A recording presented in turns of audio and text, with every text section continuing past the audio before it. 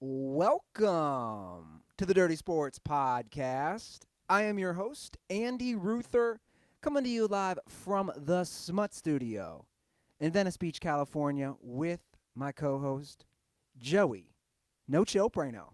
Hello, Andy. I see you again. Yeah, we hung last night. Came down for the Sunday Night Football / NBA Finals game. We had some pizza. You brought over a bunch of Miller Lights, which was very appreciated. Yeah, Just purging all the liquids from your apartment. I am. You also brought me some Twerks with Wolves vodka ice pops and some spiked seltzers. Yeah, it's a purge, and it's always funny because I have a lot of alcohol for someone who doesn't drink. Yeah. That's Always. good. That's why the Smut Studio, that's why people like to come to the Smut Studio. You know, you got to be a good You're host. a good host, Andy. I pride myself in the hosting. You got to be a good host. I feel like it's an undervalued thing of life. A lot of people aren't good hosts. Yeah. You're a good host of the show, too. You always get the rundown going, you know? I know you I read the rundown. Just kidding, I didn't. But I know where we usually start, but I feel like we got to start somewhere today that we might not normally start with. I know we don't usually talk about like horrible leadership and complete idiocy and just like complete mismanagement inside an administration, but the 76ers chose Doc Rivers over Mike D'Antoni. I mean, what kind of reckless. That's your lead. Yeah. That is going to be your lead. We have NBA Finals, NFL Week 4, Major League Baseball Well, playoffs. I was just trying to do a little White House fake out there. That's what I was trying to do. I got it. Yeah. By the way, that is We can come back to that. I just wanted to do a White House fake out. We're not going to come back to that. Well, you've already brought up. That is a terrible hire. Yeah. I want to sit down. Philly, blue collar, lunch pail work ethic. Philly loves to play that vibe, and it's never once worked in the history of all of their sports teams. But I'd want to sit down with someone who defended that and just say, these are the facts. Doc Rivers has had this, and this team and didn't do anything but one title with 3 future Hall of Famers. The proof is in the facts. He's not a good coach. And you know, again, I'm always bringing it up with, like, if you're the Sixers and you hire Doc Rivers, it's one thing, okay? Like, you know, you don't have a very good coaching history. At least he's going to give you some sort of like leadership / stability. You know, I don't know, but again, the choosing between those two, that they basically had an agreement in place with my guy, who was an assistant coach there a few years ago, was as an assistant coach. You know, a lot of people have said that was when the whole process started to turn around. It's like, oh, we're not processing anymore. Now we're competing. And there was a lot of people who wanted him to take over for Brett Brown before he left there. And then obviously he goes to Houston. The Sixers continue to be a, you know, first and second round finishing team, and the Houston Rockets immediately go from being the same to a couple of Western Conference Finals appearances. It's like the idea that somebody can watch what these two guys have done in their coaching careers and choose Doc Rivers. Well, to me, the Doc Rivers is a microcosm of rehiring coaches across sports who have underachieved and underperformed. I don't get it. As I get older, I'm like paying more attention to it, and I don't understand. Like Mike McCarthy's a prime example for the Cowboys, and obviously we'll get into that. But it's the same kind of area where I look at it as an outsider and I say, wait a second, take sports out of it. If I'm running a company, because your team is a company, right? Yeah. If I'm running a company, am I going to give somebody new a shot or an up-and-comer? Or am I going to go with the same old head who's really not going to make my company that much better, who's really not going to make the profit revenue that much better? I mean, and now we come full circle. It's funny because I did a White House fake out to start this, and we're a week removed from the first presidential debate, which was lunacy, and talk about old head. Like you got the guy who is now in the hospital with COVID, and they were like, we need a way to take down Trump, and they chose Biden, old head who's done nothing, literally guy's been in government for 50 years who's done nothing except be Obama's vice president. Like this was the move. But I think that's a good point. It really is. Like you see this everywhere. I don't get it. You're going to continue to give people shots. Doc Rivers, right? Am I wrong on this? He's the only coach to have 3 different 3-1 blown leads. Isn't that correct? Yeah. So again, the proof is in the facts. If he's not performing in the playoffs when it matters most, see, you can doctor him up. See what I did there? Yeah. You can doctor him up all you want, and I'll see the stats like ESPN. Teams in their first year after Doc Rivers took them over versus the previous year. Cool, you win 7, 8, 9 more games. Right. That doesn't mean anything unless you perform in the playoffs. Yeah. And look, I have said before, and I'll say it again, Doc Rivers is a really great guy. And he seems like a guy that players like, and he seems like a stabilizing figure, and he seems like, somebody who is going to make your team like almost fly under the radar a little bit. It's like they're fine. They're with Doc. He's going to give his press conferences. Everybody's going to like him. But again, Brett Brown can get you to the second round. So if your goal is like doing better than you've done, what are we talking about? Well, exactly. And so much attention on sports now. Because the Clippers could lose in the second round with plenty of people. And they did. So much attention, right, is on. Like, where's Vinny Del Negro? Why doesn't Vinny Del Negro get 11 more coaching shots? He did in L.A. what Doc did in L.A., right? Like, was he that much of a worse coach for the Clippers? Who was that? Was that like the Elton Brand, Corey Maggette teams? That was it was right before Doc. They put so much attention right now on diversity hires, right, across America, and the lack of black NBA coaches, the lack of NFL. I think the bigger problem is recycling shitty coaches. Yeah. And I wouldn't go as far to say that Doc's a shitty coach, but he's like you said, are you going to get any further than what you could do with a Brett Brown? And I would argue no, so why not give somebody new a shot? Like the Steve Nash hiring could be a debacle, right? It might be. But he's somebody new. He has no experience, but you give somebody a shot. Now, apparently, Kyrie thinks they don't need a coach. Which is lunacy. I mean, Kyrie Irving, at this point, I wouldn't want, at this point, Kyrie Irving to me is somebody that I don't want on any team unless I'm, trying to sell tickets to, a rebuilding franchise with a guy who, has the ability to go off for 50 any night. Kyrie Irving is such a cancer. Yeah. The season. How are you saying that? Why are you saying that? Exactly. Way before the season even starts. Now Steve Nash has to go sit down and talk with him. Kevin Durant's calling him because Kevin Durant loves Steve Nash. That was part of the hire because of their relationship in Golden State. And then you get Kyrie jumping involved. It's it's unbelievable. I would want no part of Kyrie ever. I mean, I've been saying that for years, right? I don't really see us having a head coach. KD could be a head coach. I could be a head coach. No, you couldn't, dude. You can't even be a leader on any team that you've played for, let alone be a coach who is the leader of the team. Yeah, I could be a head coach is a wild take. It's one of the wildest takes in the history of the NBA. Here's what Kyrie is to me. Kyrie Irving thinks the world is flat. That's what I was about to get to. Well, to me, you know what he is? He is like the woke kids nowadays. He is. How old's Kyrie? Probably 29.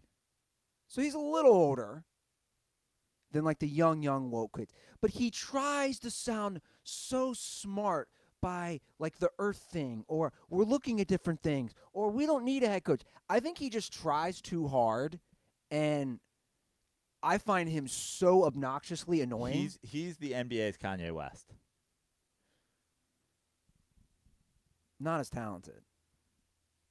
If you take Kanye's talent and Kanye's career, Yeah. I mean, Kanye is a visionary. He's just watching NBA games on like a movie, like a giant LED screen with like 2 chains. It's pretty awesome. I need to get invited to the Kanye 2 Chainz NBA Finals screening. I haven't seen this. You haven't seen this? No. Oh my God. What's going on? He like God knows how much he spent on it, but he has like a full on like a Jerry Dome TV, like LED, like probably a 5,000-inch screen set up in some sort of hangar or something like that, and he'll just like screen movies. And the other day he tweeted out him and 2 Chainz watching the NBA Finals on it. It's wild. That's awesome. Yeah, it's awesome. But I think that's disrespectful in a way to compare Kyrie to Kanye. Yeah, I'm okay with that. Just shut up. Like, Kyrie's one of those guys. At least Kanye has the excuse of being bipolar. Yeah. I mean, Kyrie, maybe. Yeah. Maybe he's got some sort of mental illness. We don't know. I would want no part of him. I've been saying this for a long time. All I have to say to Steve Nash is good luck. Good luck, bro. You signed up for that headache, and obviously we both like Steve Nash, but good luck. The guy hasn't even been hired for a month, and Kyrie's saying we don't need a head coach. Yeah. You thought the earth was flat. Yeah, yeah. Not only do You need a science book. Not only do you need a head coach, you need a 3rd grade science teacher. And then he dissed LeBron, too. Yeah. I want to pull up these stats because I thought they were interesting. So Kyrie took that dig at LeBron about never having played with anybody who could take the final shot but him. Did you see this tweet? No, I did not. Again, the proof is in the facts. My biggest frustration with the world we live in is people just say stuff, no factual. I love that your hatred for pudding. The phrase "the proof is in the pudding" is very popular. You're like, the proof is in the facts. I've changed it. I'm a Jello man. The proof is in the Jello. It's a good question. Do you go pudding or Jello? I really don't like pudding or Jello. Me either. That's why I'm asking. I do like a rice pudding. I'm into a rice pudding. I'm remember- into like a fancy pudding, but like a chocolate pudding. Even just the word pudding is weird. But like that surface. I remember my mom making pudding as a kid, I never want Jello. and I didn't like it. Unless it's a Jello shot. I literally never want Jello. Who wants Jello? Jello? I feel like Jello is like, you're dying. Yeah. You're either in the first 3 years of your life or the last 3 years. I mean, I hate to say it. That's the stuff they were feeding my dad before he Jello? went. Yeah. It's got sugar. Yeah. It's easy to swallow. Yeah. Thanks for the reminder. Sorry, buddy. It's all right, dude. I'm just playing with you. That'll be the telltale sign for Donald Trump. Yeah, if they got him on Jello. He looks like a guy who eats Jello regularly. I think he does. Yeah. Yeah. He looks like a guy who has like Go-Gurts in the fucking, on Air Force One. What an unhealthy human being. It's unbelievable. This whole situation. It's so funny. This whole thing. Like, you can think whatever you want, but it is hilarious.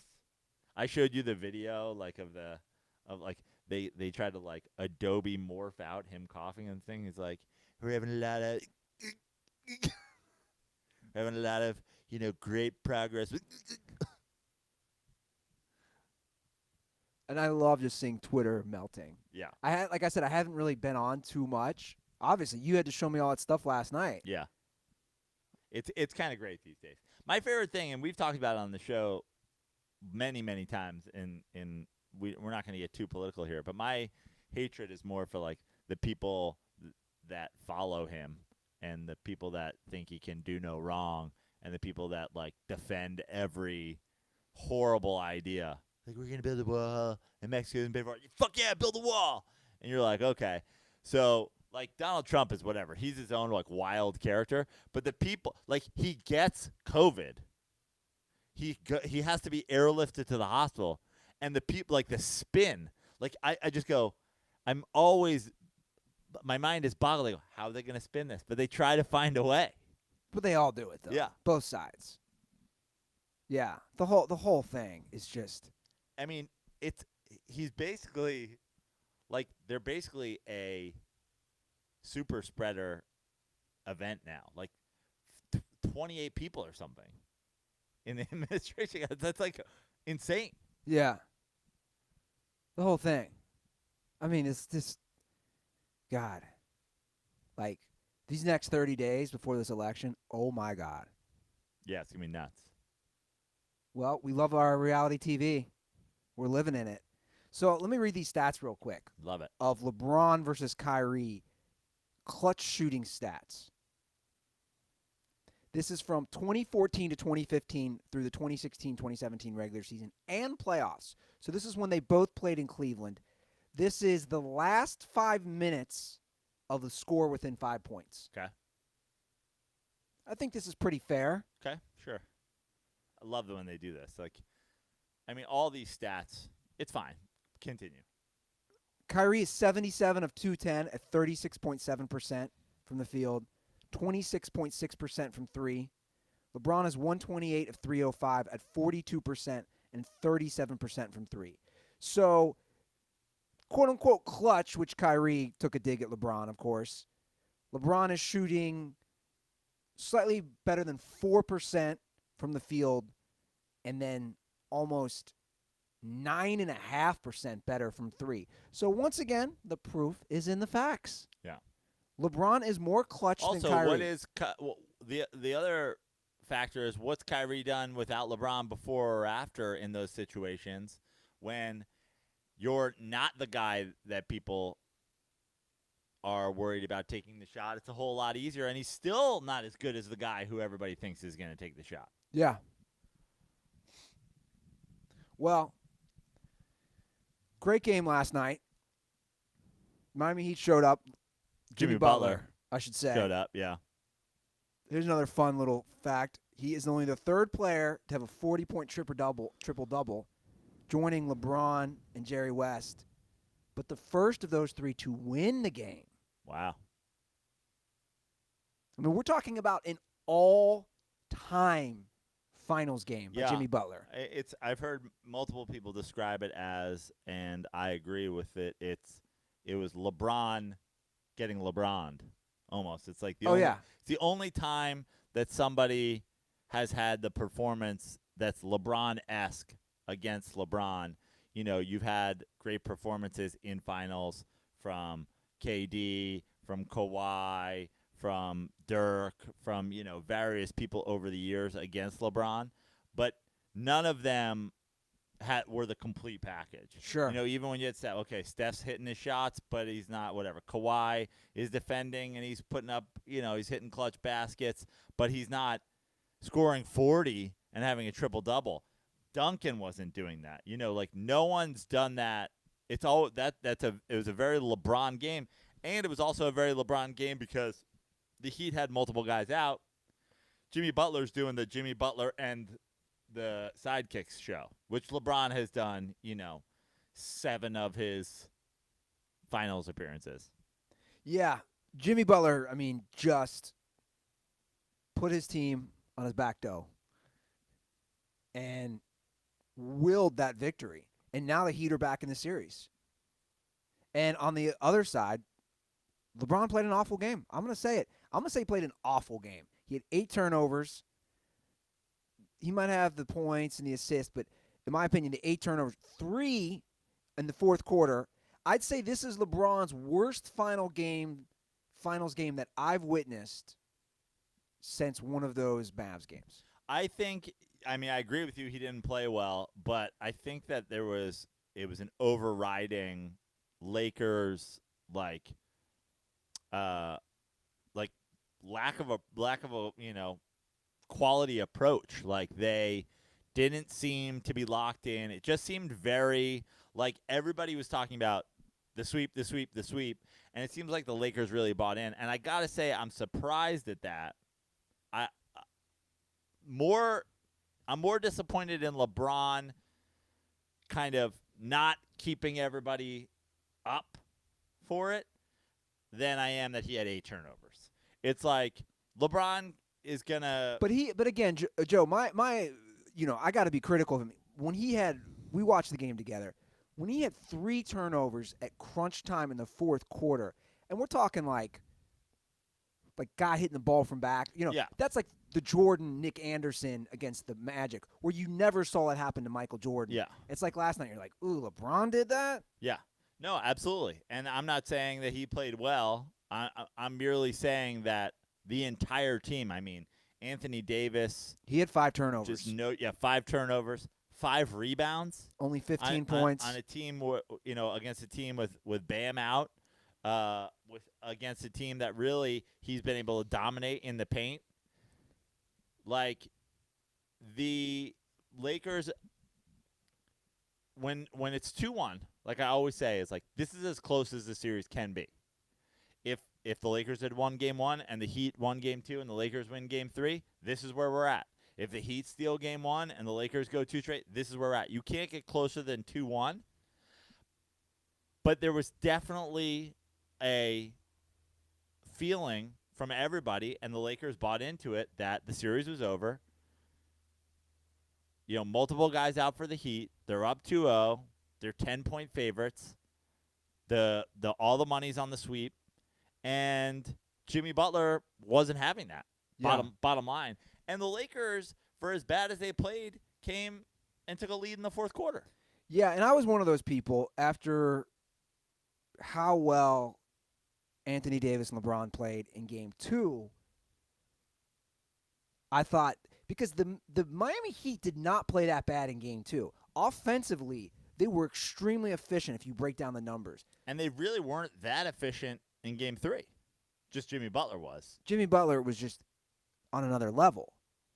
So I bought in too, and maybe LeBron and Anthony Davis did as well, because obviously they didn't show up, and the whole team.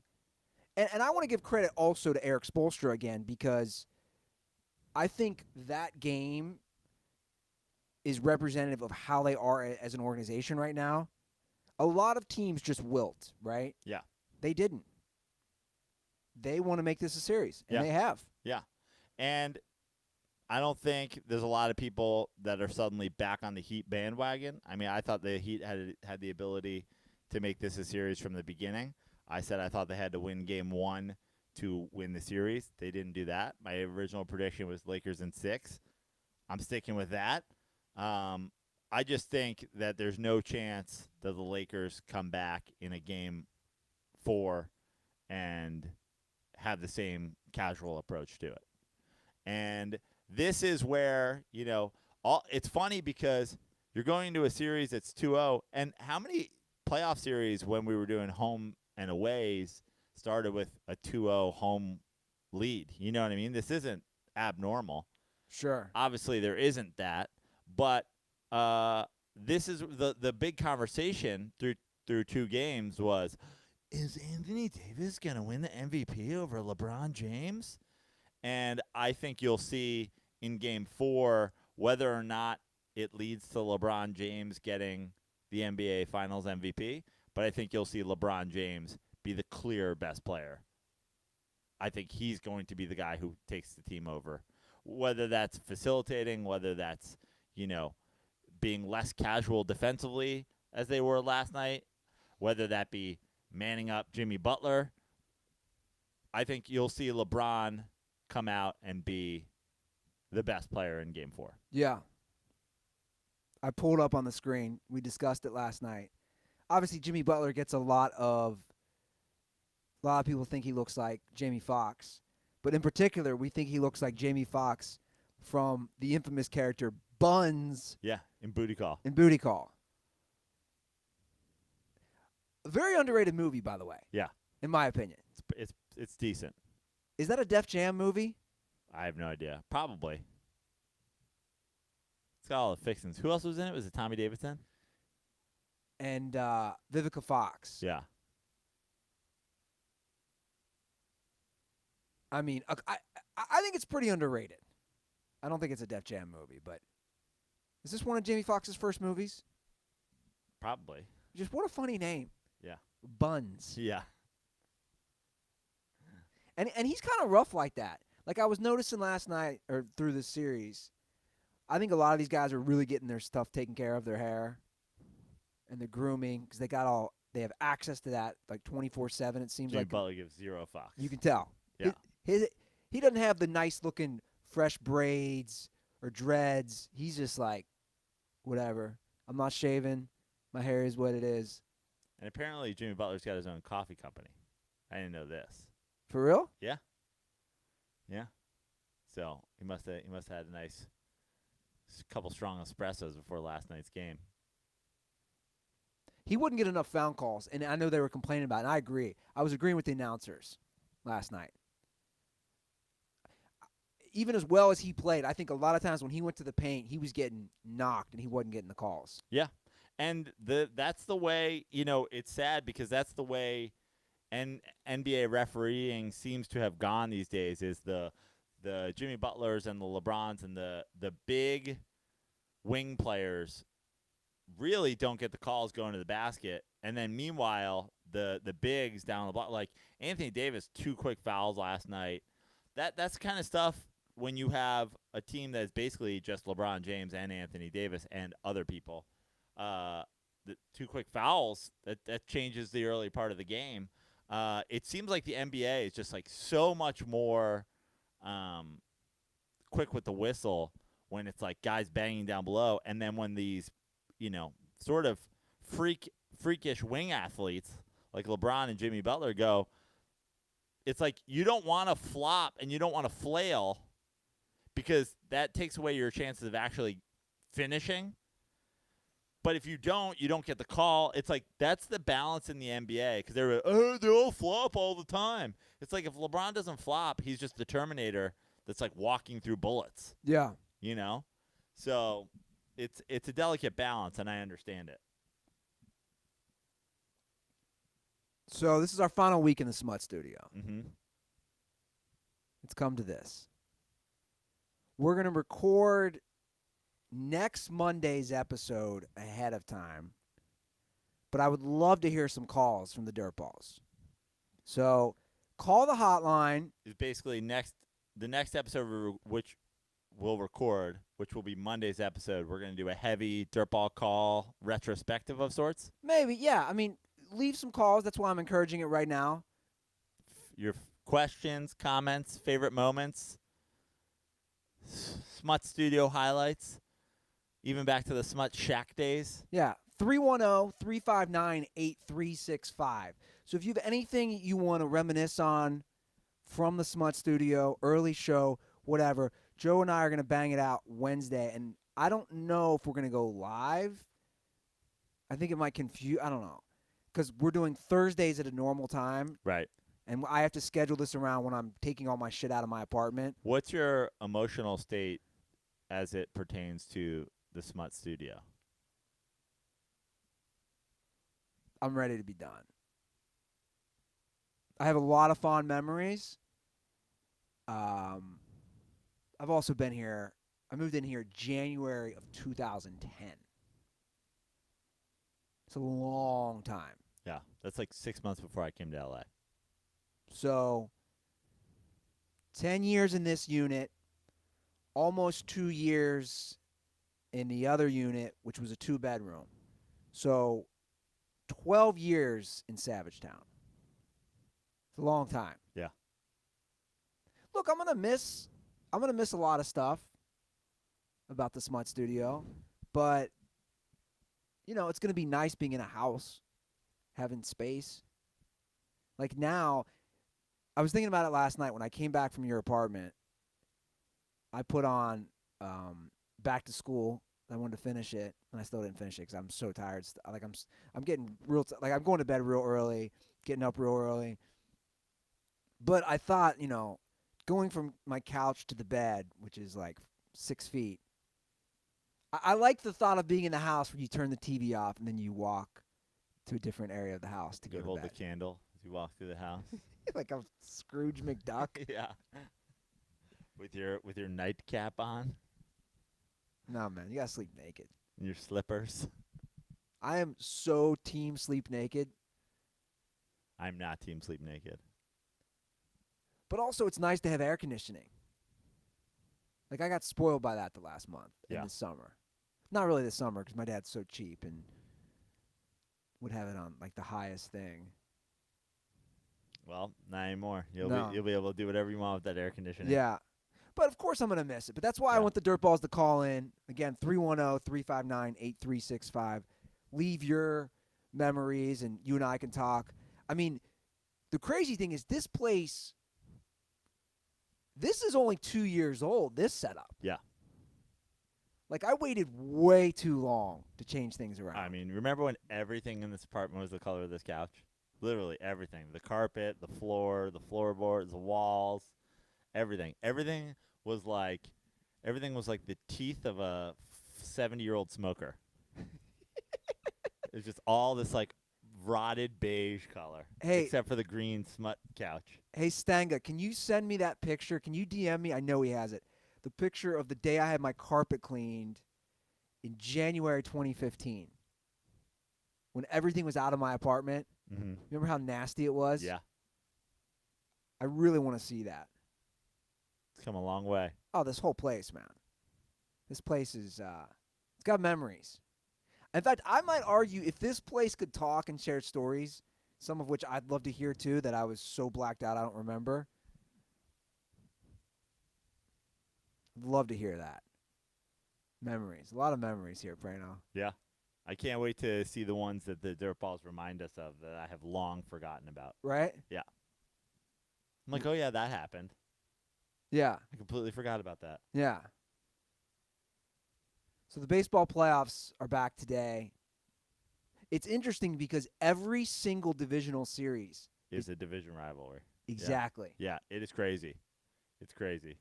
It would be so much more interesting if they were mixed up, and you have the potential of playing like, I don't know. I guess Dodgers Padres to me has more weight if it's the NLCS. Sure. You know what I mean? But at the same time, the fact that there's 8 teams left in 4 divisional pairings is very interesting. It's like, all right, well, if we're going to do this for one of them, we may as well do it for all of them.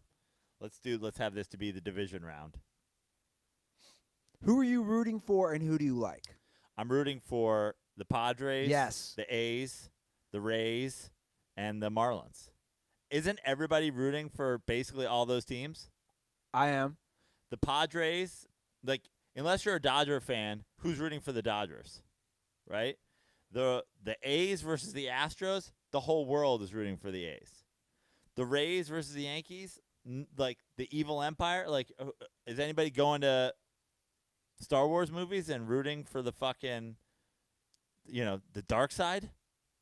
And then the Braves, fuck the Braves. Braves Marlins, everybody's got to be rooting for the underdog, right? Yeah. And to be honest, none of this has surprised me that much. I mean, the Marlins upset, but I think the Cubs overachieved this year. Yeah. And again, it's a 3-game series. Yeah. Upset, like, teams win 3-game series all the time during the course of the season. I mean, the Cardinals melting after a 4-0 lead with Adam Wainwright in Game 2, like, that was a surprise. Yeah. But that was such a back-and-forth game. Yeah. I love this Padres team. That's why I wore my Padres hat today. We brought back the brown, and we brought back the success of the Padres franchise. Does our baseball spinoff show, Dirty Slides, want to take 100% credit for bringing the Padres back to relevancy? No, I think you got to give 3 or 4% to Fernando Tatis and Manny Machado, but I would say we would take 95 to 96% of responsibility for bringing the San Diego Padres back into relevancy by demanding they bring back the brown, which they did, and year one they go to the playoffs. You're welcome. Win a series. Yeah. Yeah. It's they're a fun team to watch. And it'll be fun. It'll be fun. Like, that'll be a testy series, you know? The Dodgers and the Giants have this famous rivalry, and the Padres are the sort of the afterbirth of the NL West, constantly mocked.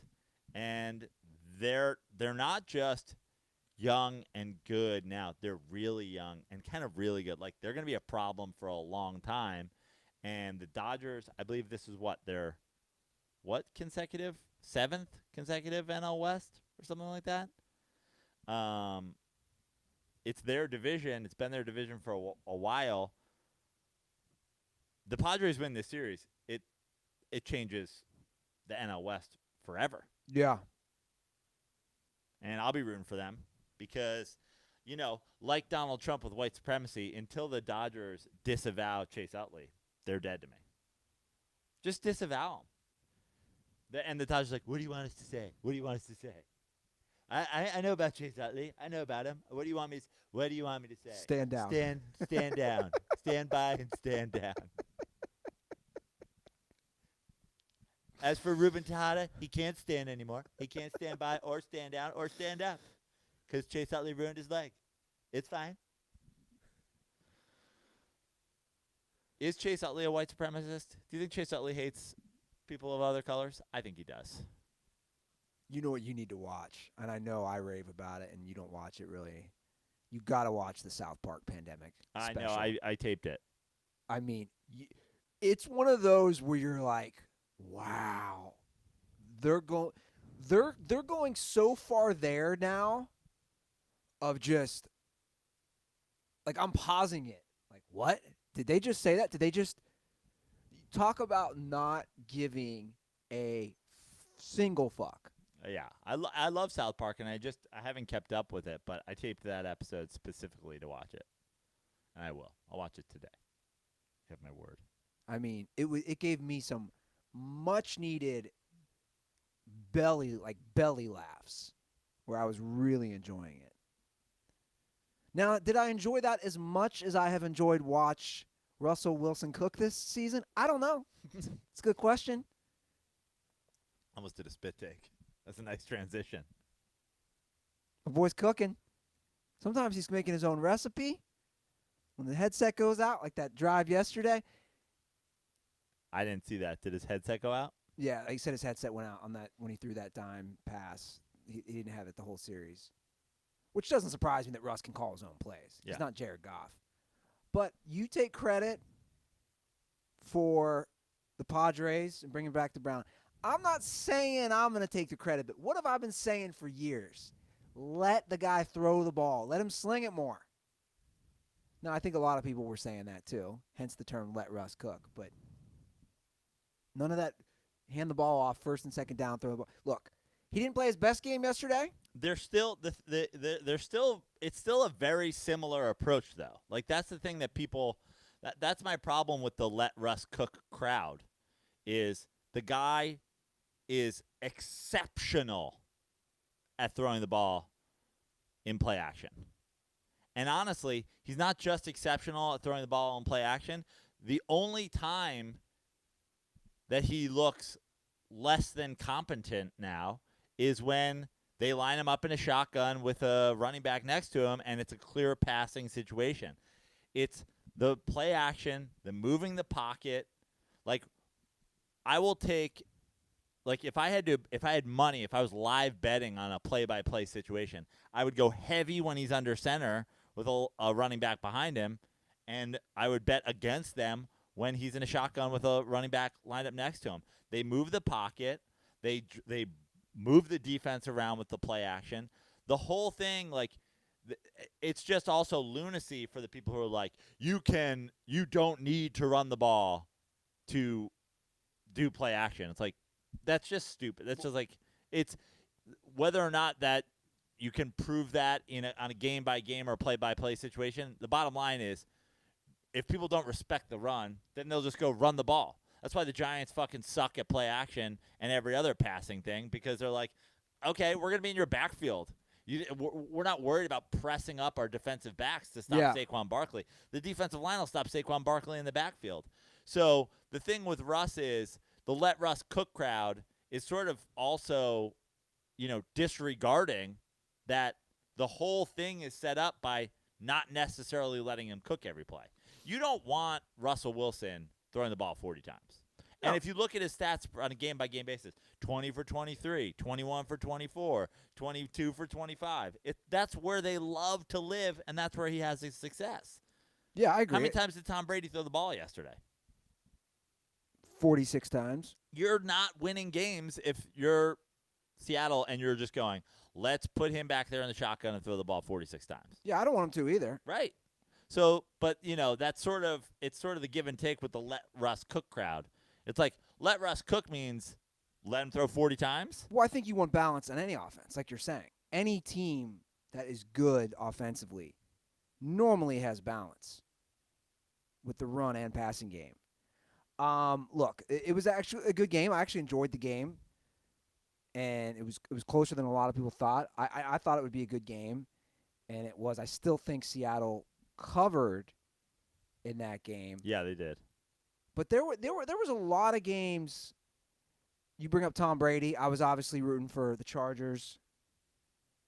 Brady had a bad pick six. They were down 7. Brady looked bad in the first half and great in the second half. Yeah. Justin Herbert is the real deal. Yeah. Like 3 straight starts. Touch, arm strength. He moves well. Almost threw for 300 yards again, which would have been 3 in a row in his first 3 starts, which no one has ever done. We were texting about this. They can't possibly let Tyrod Taylor. I know that they injured him, which is so messed up. I know James Woods, the doctor from Any Given Sunday, stabbing him in the throat with a pain-killing Syringe. needle. Yeah, is what got him hurt, and it's tough to lose your job that way. But at the same point, the Tyrod Taylor thing, it's kind of the same thing either way. It's like now you feel like you owe him because you're not supposed to lose your job to injury. You're certainly not supposed to lose your job to medical malpractice. But here's what I'll say to the Browns, to the Chargers, to the Bills, to everybody. Why are you starting Tyrod Taylor in the first place? I mean, they're not in that game with Tyrod Taylor. They're not leading that game with Tyrod Taylor. I agree. Yeah. Tyrod Taylor's not throwing anywhere near 300 yards 3 games in a row. No. He threw for 80-something yards in a playoff game. Oh, God, that was so bad. Against the Jags? Yeah. I just don't know how they give him that job. I know that they are responsible, but but how can you possibly? He's already playing well. Yeah. And so is Joe Burrow. Like the two young guys who actually are playing, who were drafted at quarterback. Yeah. Like, I really wouldn't have many criticisms of Burrow right now. How can you? I mean, he finally gets his first win.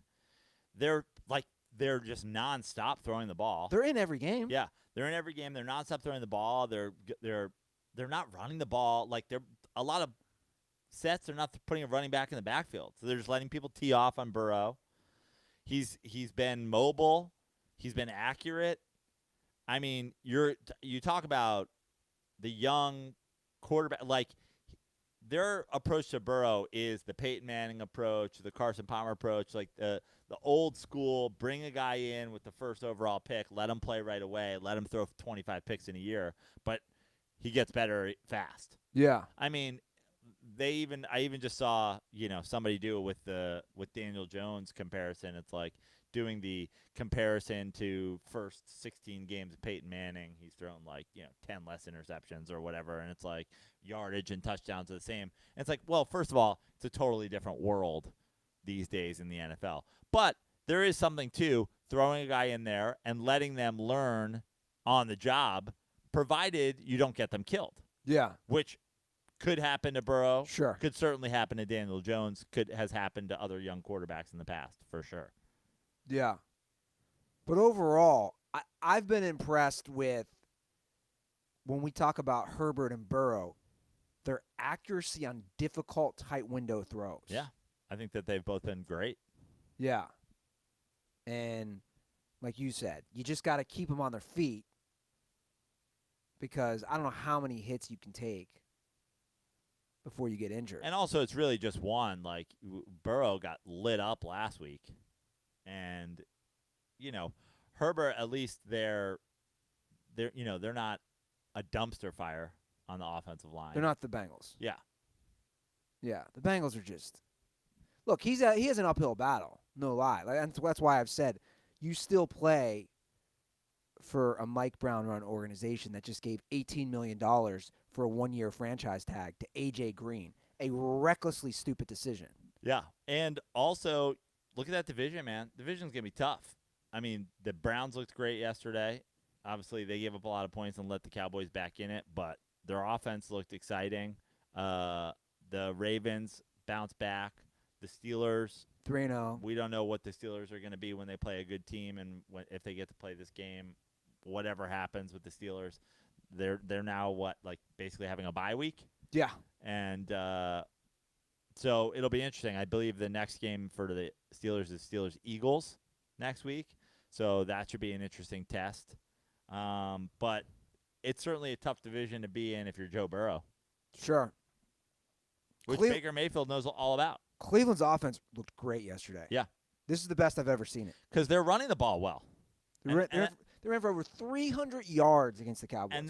And look, the big. If you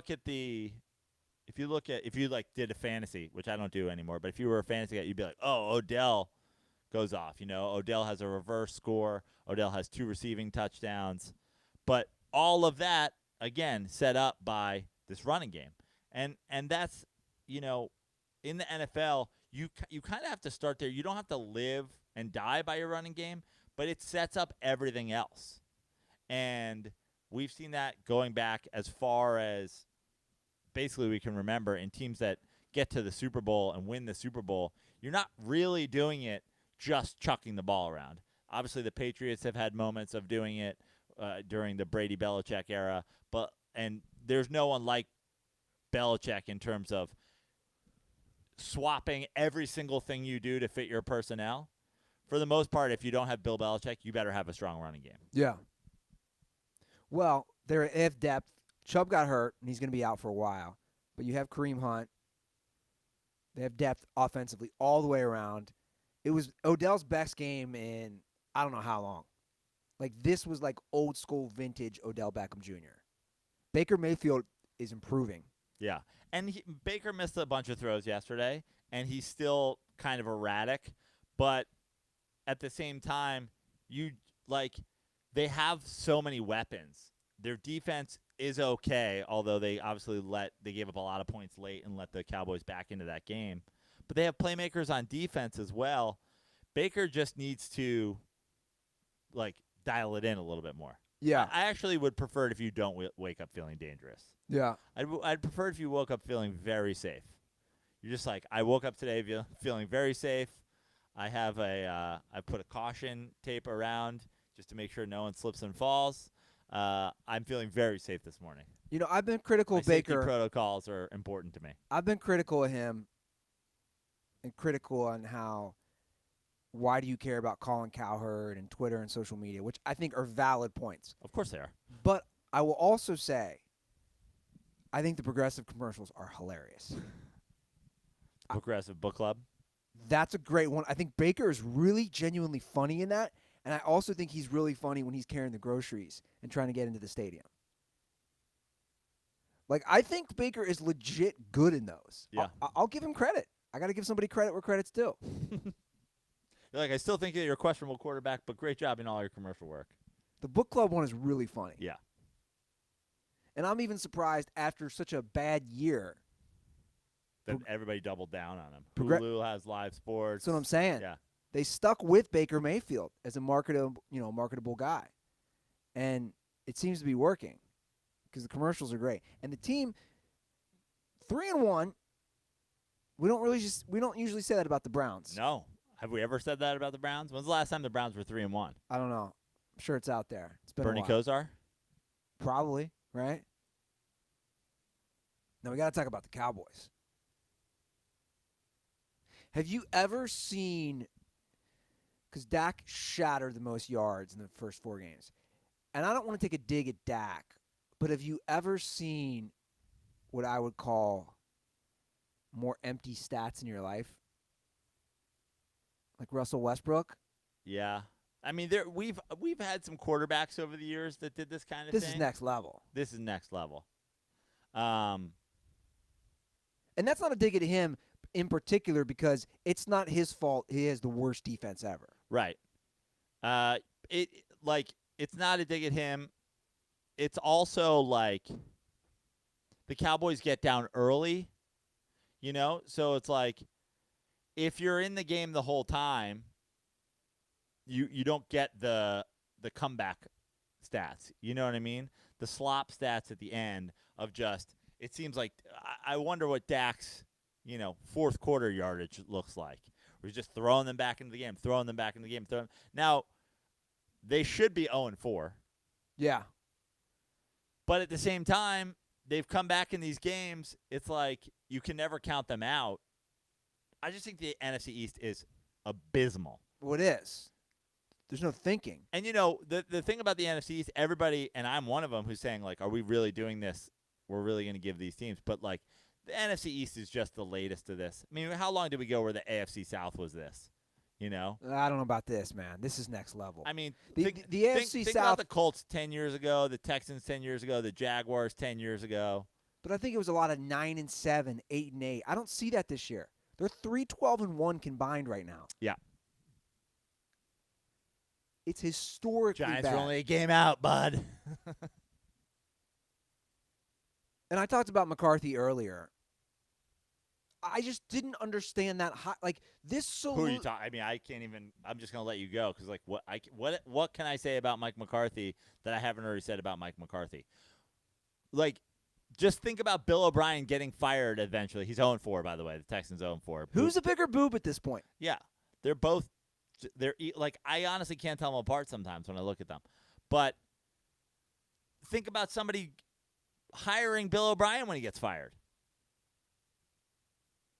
But they will. Exactly. That's my point. Recycling these mediocre coaches or bad coaches. I don't care how much offense you have. Their defense is so bad. It's so porous. The secondary, I don't know if I've seen a worse secondary. I've been saying this about the Cowboys defense for a while, and everybody goes, Cowboys defense, sneaky good, sneaky good, sneaky good. It's like, at some point, you have to stop people for me to say that you're good, sneaky good, suspiciously good. Like, the empty stats, we talk about empty stats on offense, empty stats, like, defense is a totally different situation. If you're not stopping people, you're not good. Yeah. Well, that's it. I put it all on Jerry Jones. Everything. He's still the GM. He's still calling the shots. They still have not made a NFC Championship game in 25 years. I'm just going to extend that to this year already. It's been 25 years, a quarter of a century, since they've legitimately competed for a Super Bowl. He's not a good GM. He's not a good owner. And this is all on him. And he hires people like Mike McCarthy. It's on him. I feel like no one talks about that. The Cowboys have just been in this mediocre state for a while, and no one is talking about that. They're just not good as an organization. Yeah. It's a poorly run organization. Keep drafting all the stud receivers, the Des Bryants, the CeeDee Lambs. It's very Raiders. It's very Al Davis Raiders, right? The owner, GM, the bigger than the franchise owner. He loves the flashy receiver. He loves the problem child, giving the problem child a second chance. This isn't like if you look at historically in the NFL, like, that doesn't work. It doesn't. When has it ever worked? And again, let's not talk about the exception of the rule. Bill Belichick comes in and, like, scoops up a Randy Moss after he was a dumpster fire on the Raiders. That's not about Bill Belichick as much as it's Randy Moss was ruined by the fucking Raiders. Yeah, I like this analogy. It's a good point. What is the difference between Jerry Jones and Al? Al Davis had early on success with the Raiders. They won a couple Super Bowls, just like Jerry Jones won 3 early on in his tenure. They're actually very similar. The Oakland Raiders / LA Raiders at the time Yeah. are the Dallas Cowboys. Yeah. No, and look, the Cowboys may very well win the NFC East. But they're not good. No. In fact, they should be 0-4. Yeah. There should be one less win in the NFC East right now. You know who else isn't good? As an organization, the Detroit Lions. It's just. You know, there's like 3 coaches in their history with 500 records. It's sad. I saw this stat from ESPN Stats and Info on Twitter. The Lions have now lost 6 consecutive games in which they led by 10-plus points. That doesn't even make sense. The longest such streak in NFL history. That doesn't make sense because they haven't lost 6 straight games, right? So if you break down that stat, it's in the wins that they've had, they didn't lead by 10 points. Exactly. And in games that they lead by 10 points, they blow it. Like the Detroit Lions are like, they're literally doing things unheard of historically when it comes to like the win probability. Sure. The idea of being up 10 points in the game is like, okay, that's good. It's like not for us. Like in hockey, there's like I forget what it is, a 2-goal lead or a 3. Like you'd rather be up 2 goals than 3 goals because 3 goals you get like complacent and teams are more likely to come back. It's like it's almost like the Nuggets being down 3-1. They played so well. It's like if the Lions are up 9 with a extra point to go up 10, like miss it. I'm trying to think. If I'm a sports fan of 3 teams, 3 traditionally bad teams in the NFL, the Browns, the Bengals, and the Lions. Like, where is it worse to be a team, a fan of between those 3? I think. Who's in the worst like right spot? now? Right now. Well, I think the Lions have to be in the worst spot because the Browns seem to be improving. The Bengals have hope. There's no hope in Detroit. And in Detroit, if you're in Detroit and you have hope, your hope is Matt Stafford isn't going to be the next guy to quit his profession to escape the Detroit Lions.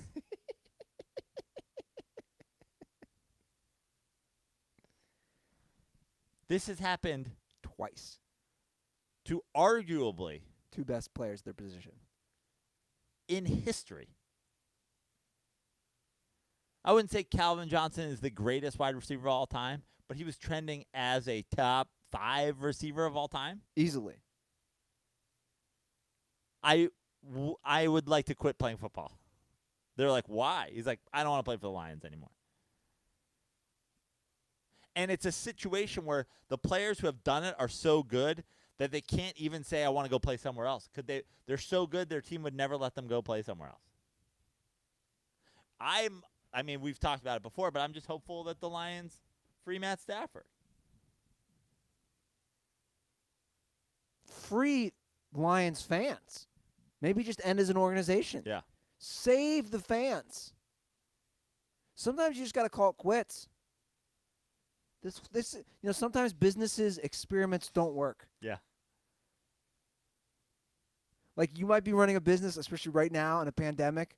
There's lots of them out there, sadly, that are struggling. Sometimes you just got to call it quits. Yeah.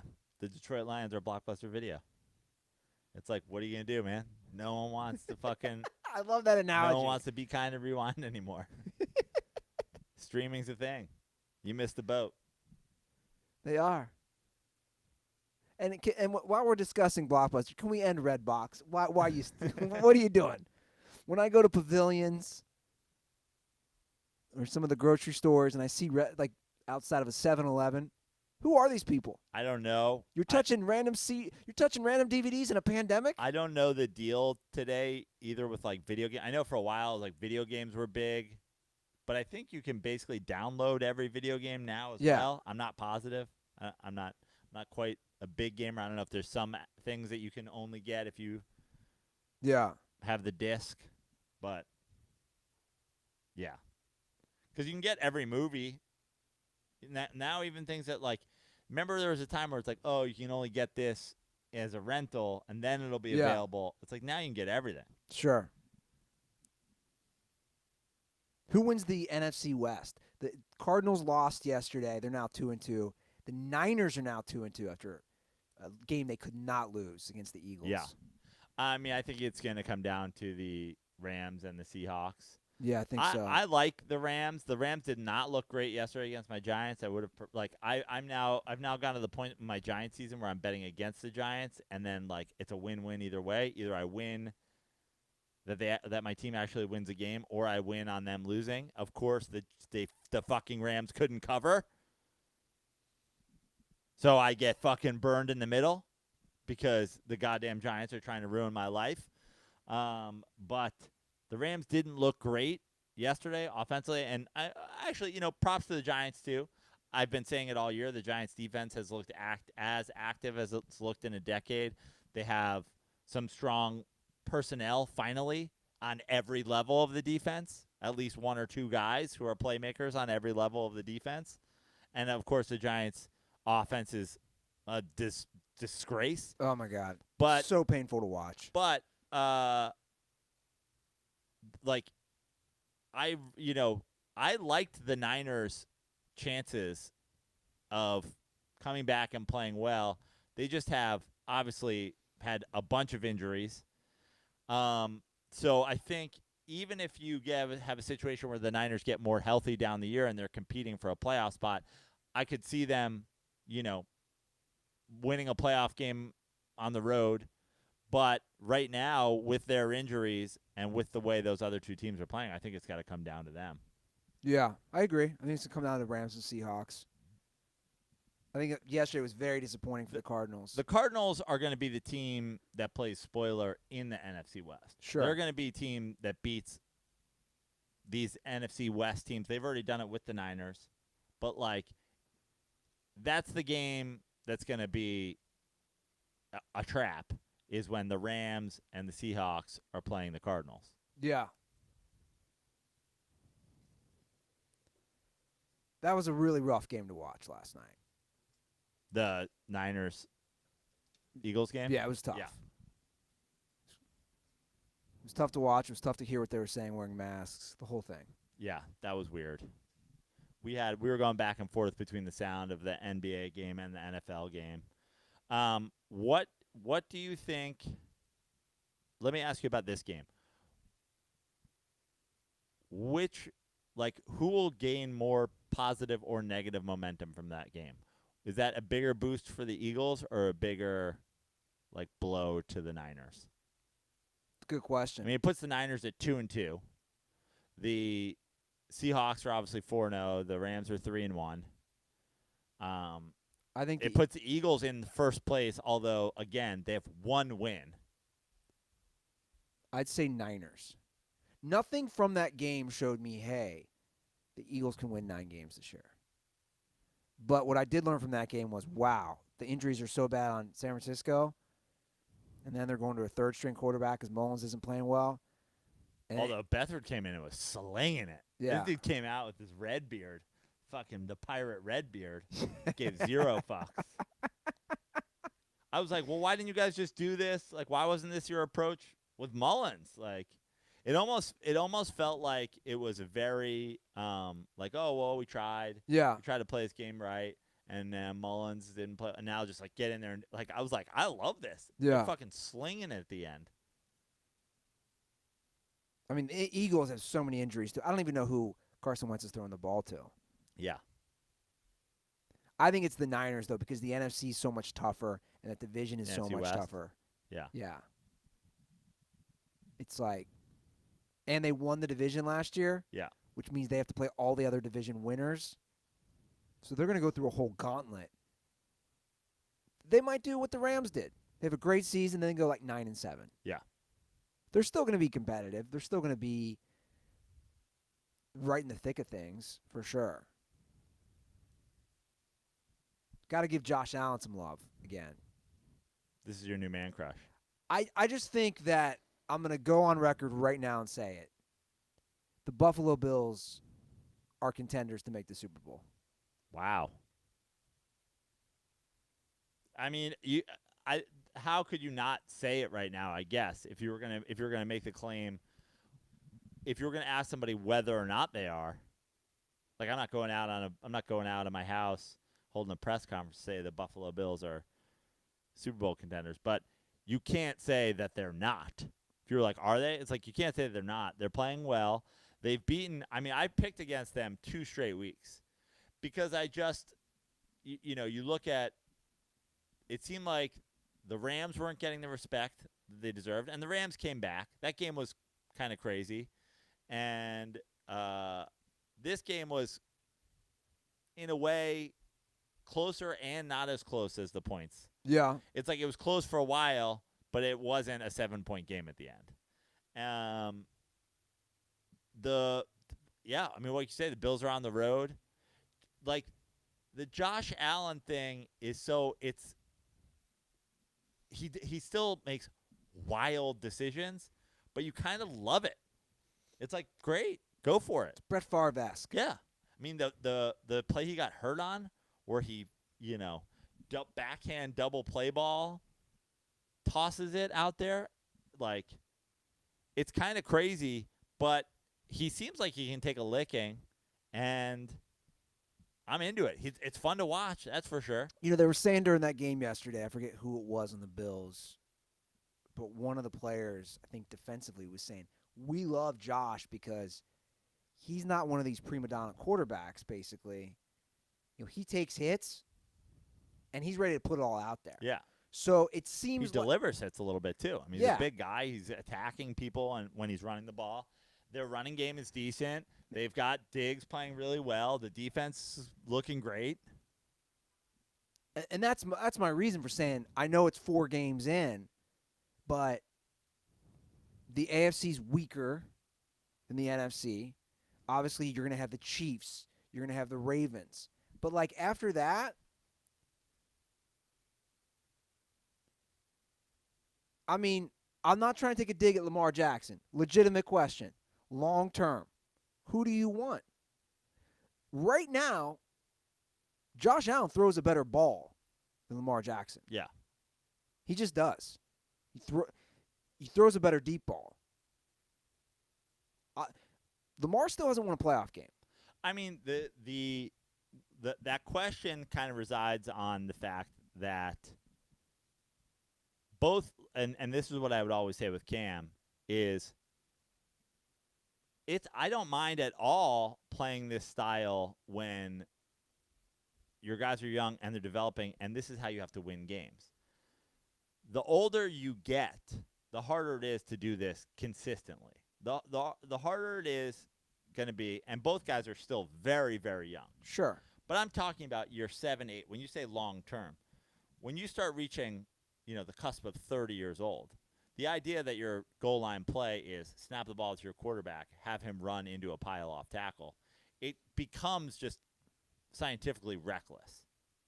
That being said, I think I like Josh Allen's potential of transforming himself into more of just a straight passer than Lamar Jackson. Sure. Yeah. And they like this style. They like throwing it downfield. They do, and he's good at it, and he's accurate. And we've talked about the play action cheat code. I mean, when your running game is decent and you got a guy who can throw the ball, I mean, there is a strategy in the NFL at this point where it's like, we're going to throw this ball downfield. Maybe it gets caught. Maybe he gets interfered with. Those are 2 potential positive outcomes. Yeah. And the flip side is it's incomplete or it's intercepted. It's like high risk, high reward, but I like that strategy. Yeah. I think yesterday's Bears game, first of all, was very boring. Yeah. Secondly, I think that was more of the game I'm going to expect to see from the Bears. 11 points. Well, everybody wanted to have the hot take on Nick Foles, but I think that we need to talk more about the Colts defense. Colts defense is playing exceptional football. It's good. I mean, they might be the best defense in football right now. And, Phillip Rivers still looks suspect. I mean, there was a couple times in that game where the game should have been long over, but he can't. He's got 3rd and 8, and he can't hit a guy on an 8-yard out. Yeah. I literally watched one. I think. So are you joining Team Ruther where I'm like, yo, dude, he lost his touch? I mean, I think that there's a little bit of look. I'm not a Phillip Rivers hater, and I'm not a Phillip Rivers defender. I would say I've always been a Phillip Rivers truther. Like, I'm not on the Phillip Rivers is this fucking, like, to be protected at all costs. Like, his legacy is, like, I've been critical of Phillip Rivers more than I've been complimentary of Phillip Rivers. I just think that the thing about Phillip Rivers and aging is he has not adjusted for it. It's 3rd and 11 or whatever, and he's just like backpedaling, doing his shot putting. It's like you've always thrown the ball this way, and now you're throwing the ball this way, going off your back foot at almost 40. It's not going to work.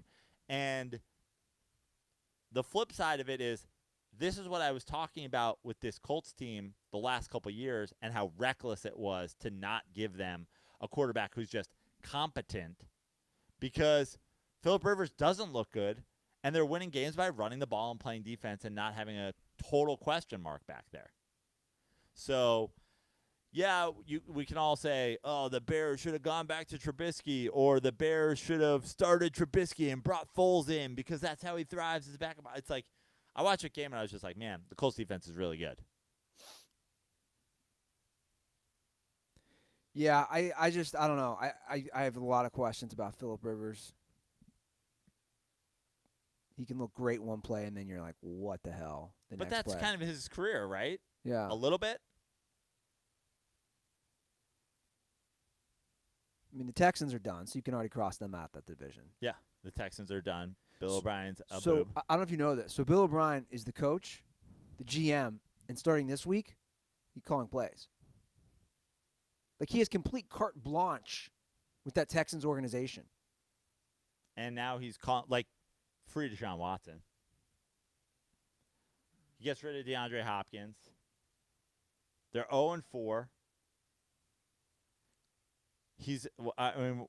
Are we still at one season at any level of football where he's won double-digit games? 2 seasons? I mean, the resume for Bill O'Brien, like, what kind of blackmail does he have on ownership there? At no point did he deserve to be the head coach. The idea that he then got the GM job is ridiculous. That he's like the head of player personnel is ridiculous.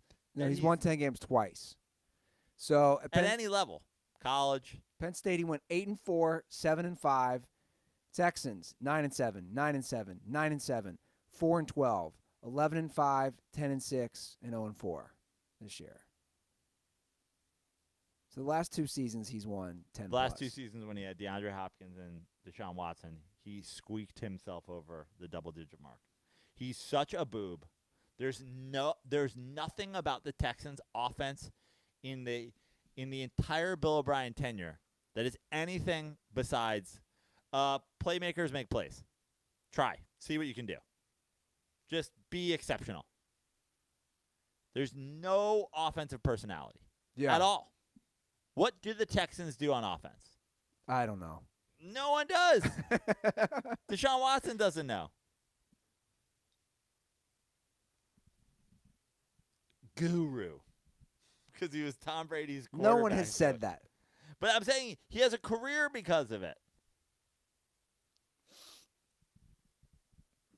Yeah. Bad. They're going to be really bad. And not only that, they lost to the Vikings, who are also not good. Yeah.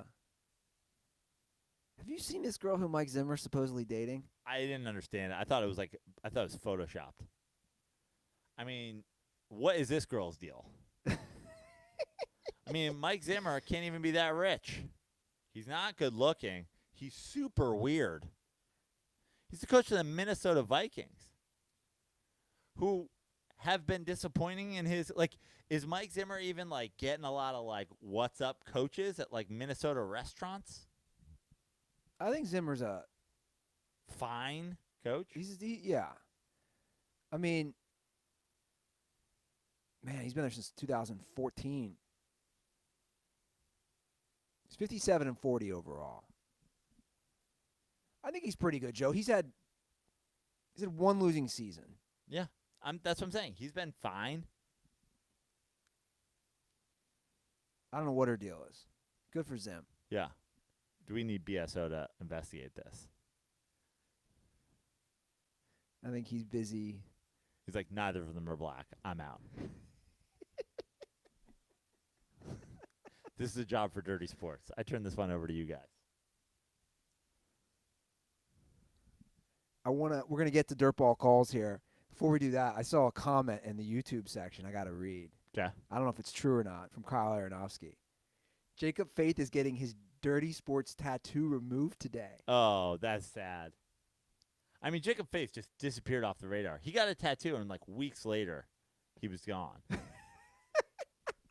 But also, it's on his ass. Like, what's he covering up with, or is he just having it removed? Yeah, and then also, like, why? Like, what is that? What does that look like? He's done explaining it to people that he's no longer the hockey correspondent. He sent me a nice message when my dad died, so he's still alive. Right. Which was always the question mark. I mean, I know we're gonna do this for the farewell episode from the Smut Studio. I mean, he's the ultimate, like, burn bright and burned out fast, right? That he had those calls from Earl's Wine Bar. He had like a flag on his trailer, like a Dirty Sports flag on his trailer. He got a tattoo. He was like, very active in like attacking people online who talk bad about the Dirty Sports. Now, I know Bard also has a Dirty Sports tattoo on his ass, right? So he will have the lone Dirty Sports tattoo on his ass. That's got to move him up the rankings. Oh yeah, 100%. It's like when Neil Armstrong dies, It's like, okay, well, the last living man to go to the moon. Yeah. Yeah, Jacob Faith came in hot. Yeah, super hot. We've watched him grow up, and we've watched him. Oh, look at this. This is a video or a shot. Dirty Sports ass tattoo removal day. Thanks for the memories. I hate looking at it every time I do doggy.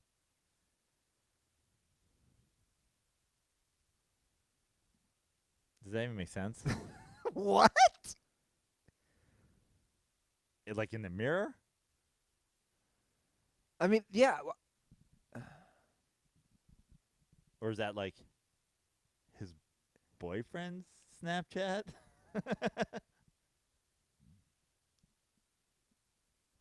Yeah, because I've never looked at my own ass. I look at my own ass. Yeah, it's confusing. But I don't mind him getting it removed. Like, dude, do you? We all make decisions. like I'm not gonna judge you for having a Dirty Sports tattoo on your ass removed, but the explanation, suspect. Right? Yeah. He said he sees it in the mirror. I'm getting text updates from fucking Aronofsky. Oh, the memories. Guys, the hotline is 310-359-8365. Give a ring. Throw on those headphones, Joe. We're going to get to some dirtball calls. All right, let's do it. What do we got today? Someone who, I guess Kyle, or whoever else is on this, like, tell Jacob Faith that we're doing a retrospective for next episode. We need a call. Preferably from Earl's Wine Bar, preferably drunk, explaining his tattoo removal. It's just, let's put a bookend on this thing. Yeah. Okay, this first call is non-sports, but I just have a feeling. I know you and your brothers, and I have a feeling there's going to be a Prano story out of this. All right. That's interesting. Hey guys, it's Zach Keller from Indiana. Who's your DirtBall? I was watching the HBO Max documentary about Action Park, and it got me wondering if you guys have any like savage theme park stories. I know Joe grew up near there, and Andy from Ohio near Kings Island. I just thought it might be fun to hear some savage theme park stories. So stay dirty, guys. Thanks. That Action Park is right on the other side of the Hudson from where I'm from. Mikey lives right near where Action Park was now. So what is this documentary he's talking about? I think it's called Class Action Park or something like that. Do you know about Action Park? No, I don't. Oh, you got to watch it. Well, we should watch it together. Action Park is this theme park in like the New York, New Jersey border area, like right where Mikey lives now. That was like every attraction, every ride, everything was like hyper dangerous. Like they had multiple drowning deaths in the wave pool. They had a water slide that did a full loop, and people would get all kinds of fucked up on the loop. People get stuck, people get smashed in it. People like caught themselves on like, jagged screws coming out of it. Jesus. There was there used to be commercials when we were a kid for Action Park, and we'd be like, we want to go there. And I think my brother John went there a couple times. My mom straight up like wouldn't let me and Mikey go to Action Park, and she didn't have a lot of rules. Like we had all kinds of wild shit that we did, and it was like there was a rope swing where like basically none of the safety measures that in any sort of theme park. None.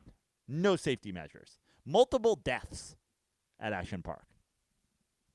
I got one for you. We're talking about deaths. I remember when this happened.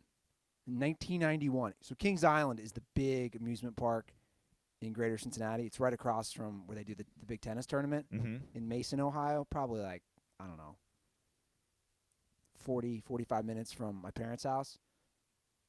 3 people died the same night at the amusement park. 2 men, there was a giant pond, like water pond when you walk in.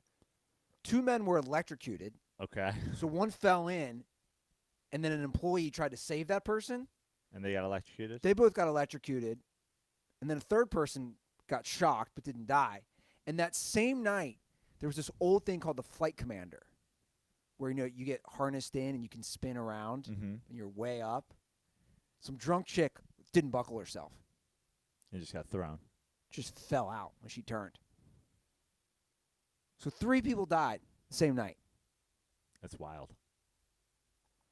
I know for sure, and my brother listens to the show these days. Mikey, if you're listening, he definitely has a better memory of like wild shit we did at theme parks. I know that there's something in there that I'm forgetting. I mean, the one that jumps out to me is Mikey and John. When we would all go as a family, the first thing they would do is like take Mikey to like the office and say he was a cripple and get a wheelchair, and they just push Mikey through the theme park in a wheelchair, and we would skip the line. Like, oh no, wait, take the handicap pass, go right up the front. And Mikey's been doing this for years. I remember he did it at a casino one time. He got like a handicap card, and I was like driving around with like a case of beer in the basket. But yeah, we used to skip the lines because we had cripple Mikey in a wheelchair. But I'm certain that there's ridiculous other things that happened. I know I've told this story before, but I'll retell it. It involves the Spanish exchange student that lived at our house, Frank, from Barcelona. They have that list because they speak a little different up there. So my brother Greg wanted an exchange student at the house to party with, because our other good friend had an exchange student who was fun and like the party animal. So his whole goal of an exchange student was that. He didn't get a party animal. We got the biggest dork ever, Frank. He lived at our house for like 2 or 3 months. Greg couldn't stand him. So we go to Kings Island one day. The first ride we go to is the Vortex, which was recently shut down, but it was like a great ride. It's one of the first ever, had the corkscrews and all. Like, it was one of those that when it came out. It's a roller coaster. Yeah, when it came out in 1988, it was like one of the best ones in the country. So we go straight to the Vortex.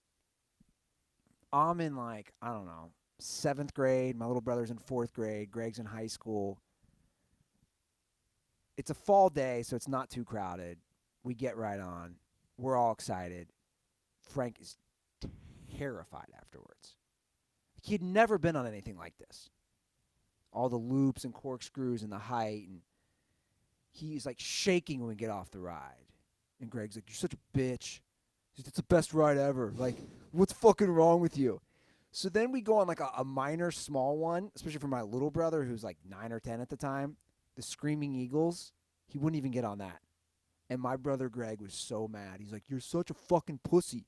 This is a great amusement park. You got to enjoy the rides." Like, he wouldn't go on any roller coasters after that. It's hilarious. Because he terrified Frank. I had a pass there. Eighth grade, that was the thing to pick up girls. Yeah, the season pass. I got a season pass. It was $100. And how far away from your house is it? Like, how long is this ride? It's like 45 minutes, the amusement park. So that was a big gift for me for my 8th grade graduation. But how do you get there? My parents would take me. They didn't like it. But parents would take turns, Yeah. right? Like our friends, our group of guy friends. I mean, they drop you off for the day. Right. Like, They come back and get you. yeah, like, you know how it was. Yeah. Kids aren't like how they are now. Today they don't do that shit, but drop you off, see you 10 hours later. And that was the thing when you were like 14 is like you try to meet girls at Kings Island and you try to get them in God, what was the ride? You tried to get in their vortex. Yeah, you would try to take them in the one thing, where you sit in the thing and it spins around and it's like a dark haunted house, but like that was the place to like make out and finger bang girls. Okay. Finger bang girls. Like, did you have a spot like that where like No. like that's where you make your move? No. Oh yeah, I bet Mikey has some stories. Yeah. They'll have to call us up. I remember there was also a time when we went to Coney Island. You know, there's obviously a very famous theme park in Coney Sure. Island. And there was what's it called? The Cyclone is like the famous it's a wood roller coaster. It's over 100 years old. Yeah. For sure. And people go, it's not even like that fun of a roller coaster, and people go just to like ride the Cyclone. Sure. You know, it's like a historic roller coaster. But it sounds like an old roller coaster. So we used to go, whenever we'd go to Coney Island, we'd like talk up people on the line.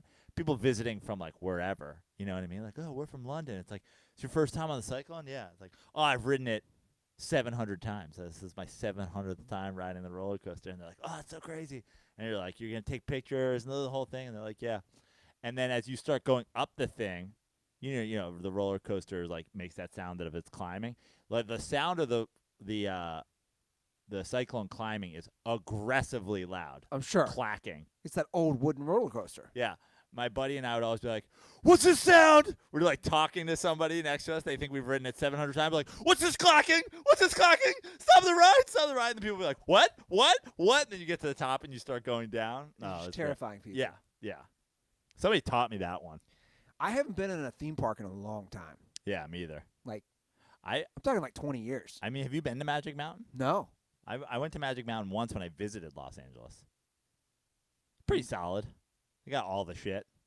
I'll go now that I'm moving back. I'll go to Kings Island. All right, let's get to some other calls.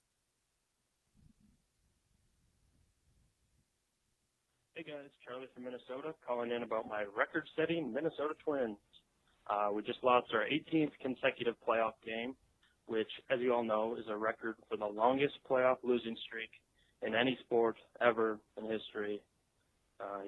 So I'm not even going to talk about the Vikings and their 10 conference championship games, the 0 Super Bowl wins to show for it, or the Timberwolves or the Wild/North Stars. I'm just wondering what you guys think cursed the Twins. Is it getting rid of 26-year-old David Ortiz?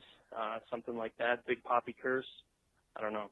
I personally think it comes from the movie Little Big League. So in just about every sports movie ever, the main team does something miraculous, wins it all. In that movie, the Twins are obviously the main team, and they get robbed in the last game of a home run by Ken Griffey Jr. and don't even make the playoffs. That's kind of sums up how the Twins have been since then. So I kind of just want to hear you guys' thoughts, if what cursed them, or I don't know. Anyways, love you guys. Stay dirty. How dare you put this juju on Little Big League, one of the most underrated sports movies of all time? You know, I've never seen that. It's so good. It's really so good. It's a great movie. I love it. It, like, to me, it came out right around the same time as Rookie of the Year, and people bonered out for Rookie of the Year. Like, I think there might have even been a Rookie of the Year too, right? No, there wasn't. There wasn't. Little Big League is so much better than Rookie of the Year. It's really good. So don't put that curse on Little Big League. Although spoiler, they do lose. What could it be though? Like what?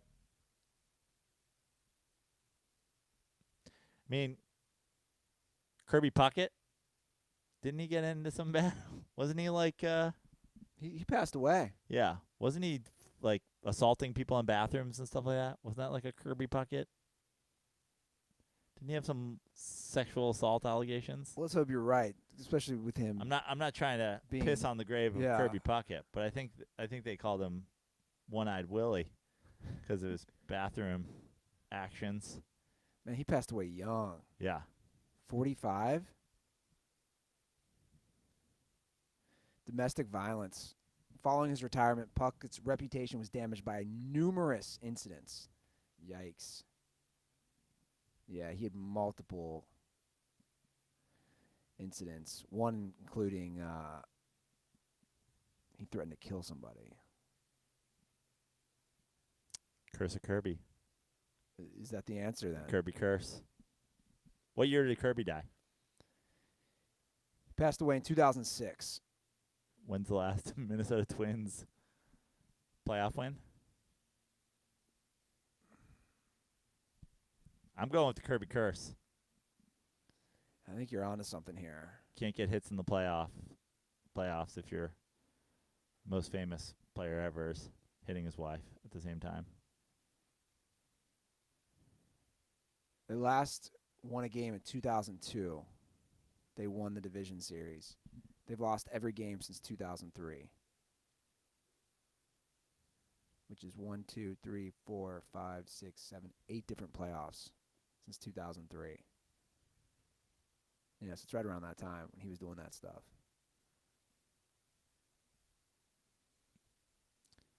Cincinnati. Kirby starts with a K. Karma starts with a K. Striking out is a K. The K. The Kirby curse. Minnesota's bad, but dude, Cincinnati's pretty bad too. Yeah. The Reds' last win was 95 series, last playoff series win. The Bengals' last win. Your former owner is a literal Nazi. That's a tough one. It's a tough curse. She was not a literal Nazi. I think she was a literal Nazi. Did she have tons of Nazi paraphernalia? No, I don't think that's true. No? Did she have some? I think she did. I thought she did. I thought she had like Nazi paraphernalia. She's and the guy from American Beauty? Yeah. But you figure the Bengals haven't won a playoff game since 91. The Reds haven't won a playoff series since 95. Like, combined. Maybe it's the sleeveless jersey curse. Although they both won titles, I think, without sleeves. No, maybe the Twins had sleeves back in their title days. Yeah. Tough sledding for Minnesota. The Minnesota sports fan. Yeah. We actually have another call about Minnesota. Let's do it. Let's get all the Minnesota. Yeah, let's do it. Andy, Joe, take two from your number one farmer, DirtBall, Jay from Minnesota, live from the combine. Cutting some soybeans tonight. Excellent crop. got the push notification that Jimmy Butler scored 40 points and led the Heat to a victory. And as someone in Timberwolves territory, nothing chaps my ass more than seeing him do great just because, I mean, I still love Jimmy, but we had the guy, and we let him off the hook. I would trade our whole goddamn roster just for Jimmy Butler. We need to get a GoFundMe going to start a Dirty Sports, DirtBall, and Kevin Garnett ownership group to purchase the Timberwolves. What would you rename the Timberwolves if we somehow got into cahoots with Mr. Kevin Garnett? Great to have you back, Andy. Stay dirty, gentlemen. I like this. I like Kevin Garnett being involved. Does Kevin Garnett have Timberwolves beef these days? I forget. They haven't retired his number, or they have, or they're planning to. I don't know. I thought he had beef with them for a minute. The Minnesota, anything is possible. The Minnesota big tickets. I mean, what do you call? Well, what is something that is native? Why are they called the Timberwolves? I assume there's wolves up there, right? Sure. But, like, if Kevin Garnett is getting involved, I feel like we just got to, like, make it Kevin Garnett heavy. What if it has something to do with Prince? Ooh. That's a very WNBA team name, but like the Minnesota Purple Rain. Sounds like a Major League Soccer team. Yeah. Something to do with Prince or like royalty, obviously, after Prince. Yeah. The Minnesota Queens. It's a gay guy in drag. Canceled. I like a Prince reference. What else is Minnesota known for? You got me. I don't know. Cold. Putting knees on guys' necks. Yeah. Ooh, that's a little too soon. yeah.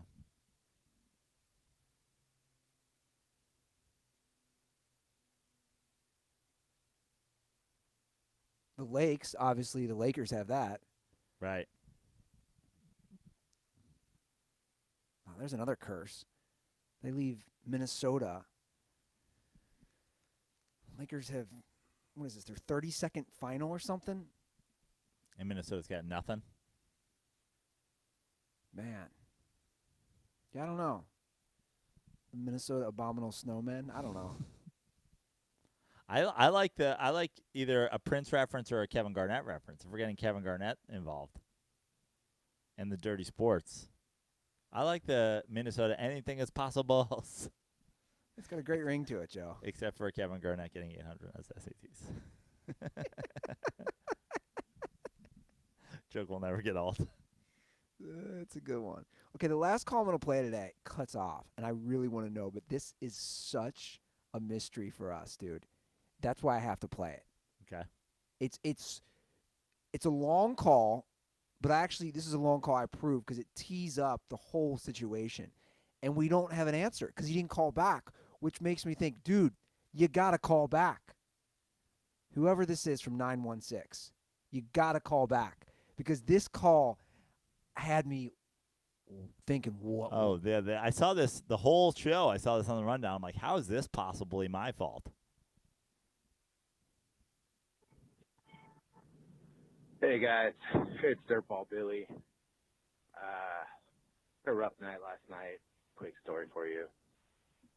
So, dating this girlfriend, really like her, and her parents are a little on the fence with me because I'm a degenerate. But they're coming to town for a month from out of state, staying here, visit us. So I talked to my girlfriend, and we both agree this is a good opportunity to maybe win them over. So I go get my hair cut. My buddy, I shave. I go to Ross and pick out some preppy-ass outfit. Ross. So we go to the airport, pick him up, and her mom says a comment about how good I look. So really feeling like, this could be the trip, starting it off right.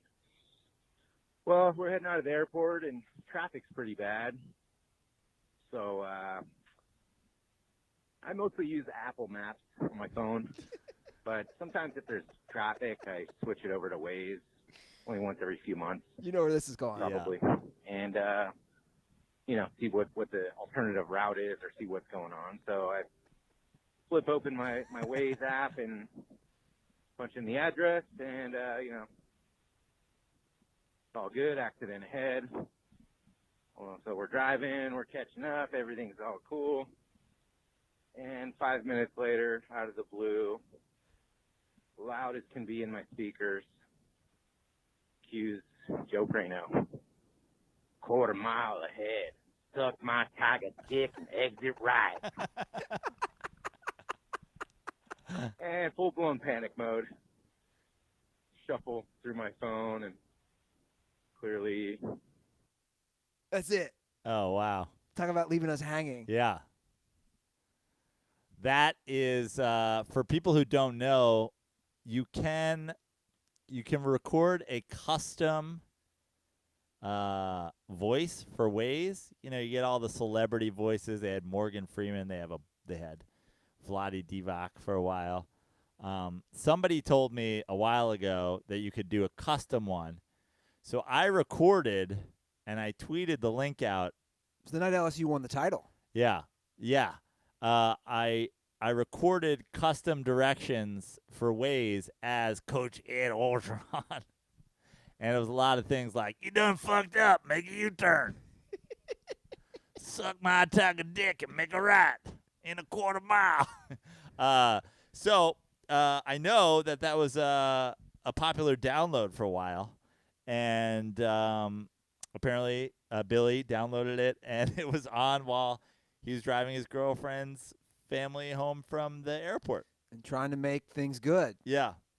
I love that he had done everything, too. He'd gone to Ross, got some preppy clothes, got a haircut, and then Coach O tells him to suck his tiger dick, make it right. He's got to call back and update us. Billy, we need an update. And also, you guys should Google or go on Twitter and search for the Coach O link, because it's pretty fun. I had it for a minute. I was thinking about doing some others just because I thought it'd be. I had it for a minute, but then I'll be honest, it was just so aggressive. You know, I'd be like trying to mellow out in my car, and then you like listen to some chill music, and then it's like, mega right, fucking pussy. You're like, what? What? What is going on here, Coach O? So the hotline is 310-359-8365. Thanks for the calls. Leave more, and we will play them this week in our final 2 episodes in the Smut Studio. Dirtballs, you can follow us on Twitter and Instagram at The Dirty Sports. You can leave an iTunes review if you like us, or if you don't. Rate, review, iTunes. Follow me at Andy Ruther. That's it. Oh, yeah, somebody asked. I do have a Venmo. It's Andy-Ruther. I've had a few people ask. I know I don't pay attention to it, but that's my Venmo, Andy-Ruther. You got to get with the times, Andy. 2020. People literally have their Venmos in their bios these days. Pretty sure there are girls who are making a full-on living making TikToks and having their Venmo in their bios. I'm at Joe Prano on Instagram, at Joe Prano on Venmo. We had a rough week. Prano's picks this week. Man, the one I held back was the Browns money line bet. I feel horrible about it. I feel like I let my people down. But you know what that means. When you have a dark weekend, you always come back strong. So follow me on Instagram, at Joe Prano, for those picks. At Fix Your Life on Twitter. Maybe we'll get some more Waze directions and other voices going. But in the meantime, if you want any of the people that celebrity drop in on the show to do anything for you, I'm on Cameo. So find me on Cameo, and we'll be back, Wednesday? Is that the plan? That's the plan. So we'll be back on Wednesday. So call the hotline, 310-359-8365, so that we can do a bit of a retrospective for Andy's going away episode. Yeah, and Jacob Faith, you need to follow up. I need to know. Yeah, we need Billy to follow up. We need Jacob Faith to follow up. We got a lot of people to follow up. This is a lot of questions without answers episode. Yeah. 100%. All right, guys, that's the show. Thank you for all the support. Have a great week and stay dirty.